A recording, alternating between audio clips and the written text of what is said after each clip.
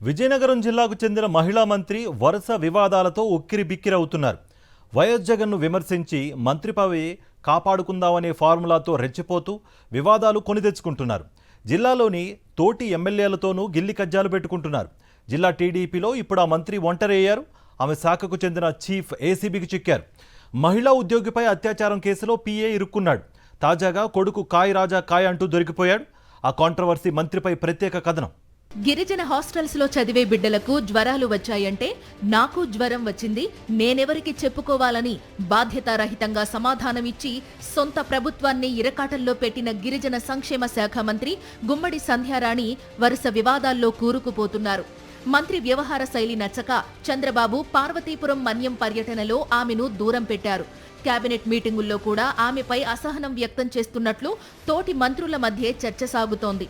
ఆమె శాఖకు చెందిన engineer in chief Sabbavarapu Srinivas ఓ ట్రైబల్ కాంట్రాక్టర్ వద్ద 5 కోట్లు లంచం డిమాండ్ చేసి 25 లక్షలు తీసుకుంటూ పట్టుబడ్డారు. ఈ లంచం మంత్రి కోసమే అని అప్పట్లో పార్టీలో చర్చ జరిగింది. ఈ వ్యవహారంపై చంద్రబాబు మంత్రికి చీవాట్లు పెట్టారని ప్రచారం జరిగింది. మంత్రి సంధ్యారాణి సొంత జిల్లా పార్వతీపురం మన్యంలో గిరిజన సంక్షేమ హాస్టల్స్ లో పచ్చకామెర్లు విష జ్వరాలతో 11 మంది విద్యార్థులు చనిపోయారు. ఈ అంశంపై జాతీయ ఎస్టీ కమిషన్ విచారణ చేపట్టి ఏపీ ప్రభుత్వం గిరిజన సంక్షేమ హాస్టల్స్ ను గాలికొదిలేసిందంటూ ఆగ్రహం వ్యక్తం చేసింది. ఈ వ్యవహారంలో ఏపీ ప్రభుత్వానికి జాతీయ స్థాయిలో తలవంపులు తీసుకొచ్చింది. ఇదిలా ఉండగా మంత్రి సంధ్యారాణి తన స్వగ్రామానికి చెందిన బందాపు సతీష్ ను పీఏగా నియమించుకున్నారు. మంత్రి పీఏ సతీష్ తనపై అత్యాచారం చేస్తూ ఉద్యోగం బదిలీ చేస్తూ వేధిస్తున్నాడని బాధితురాలు జిల్లా ఎస్పీకి ఫిర్యాదు చేసింది. ఈ వ్యవహారంలో పీఏ సతీష్ ను ఉద్యోగం నుండి తొలగించాలని చంద్రబాబు ఆదేశించినా కూడా ఆమె పట్టించుకోలేదు. దీంతో ముఖ్యమంత్రి కార్యాలయమే నేరుగా కలగజేసుకుని సతీష్ ను తొలగిస్తూ జీఏడీ ద్వారా ప్రకటన చేయాల్సి వచ్చింది. దీనిని అవమానంగా భావించిన సంధ్యారాణి అత్యాచార బాధితురాలిపైనే రివర్స్ కేసు నమోదు చేయించి ఆమెను 15 రోజుల పాటు జైలుకు పంపింది.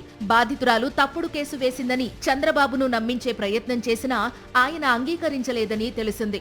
మరోవైపు ఈ రచ్చ అంతా సాలూరు మాజీ ఎమ్మెల్యే టీడీపీ సీనియర్ నాయకుడు బాంజ్ దేవ్ మెడకు చుట్టేసి పీఏ సతీష్ ను కాపాడుకోవాలని ఇప్పుడు ఆపసోపాలు పడుతున్నారు. ఇదిలా ఉండగా సాలూరు ప్రాంతంలో గిరిజనుల ఆరాధ్య దైవం పోలమాంబ సిరిమాను జాతరలో మంత్రి కుమారుడు పేకాట శిబిరాలను ఏర్పాటు చేయడమే కాకుండా అమ్మవారికి పట్టు వస్త్రాలు సమర్పించిన దుస్తులతోనే పేకాట శిబిరంలో 3 ముక్కలాట ఆడటం, ఆ వీడియోలు స్థానికంగా వైరల్ కావడంతో కూటమి ప్రభుత్వం మరోసారి ఇరకాటంలో పడింది.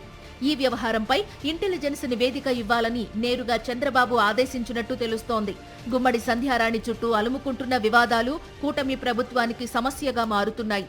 ఈమె వ్యవహార శైలిపై పార్వతీపురం, పాలకొండ ఎమ్మెల్యేలతో పాటు జిల్లా ఇన్ఛార్జి మంత్రి కింజరాపు అచ్చెన్నాయుడు కూడా చంద్రబాబుకు ఫిర్యాదు చేశారు. సాలూరు మాజీ ఎమ్మెల్యే బాంజదేవ్ వర్గం మంత్రి సంధ్యారాణి ఆగడాలు భరించలేక టీడీపీ కార్యక్రమాలకు దూరమయ్యారు. తొలిసారి మంత్రి అయిన గుమ్మడి సంధ్యారాణి అటు పార్టీకి ఇటు ప్రభుత్వానికి సమస్యగా మారారని, ఈ మధ్య ఈమె రాజకీయ ప్రత్యర్థి తేజోవతిని టీడీపీ అరకు పార్లమెంట్ ఇన్ఛార్జిగా చంద్రబాబు నియమించారు. ఈమెను సాలూరుపై స్పెషల్ ఫోకస్ పెట్టమని చెప్పినట్టు టీడీపీ వర్గాల్లో చర్చ సాగుతోంది.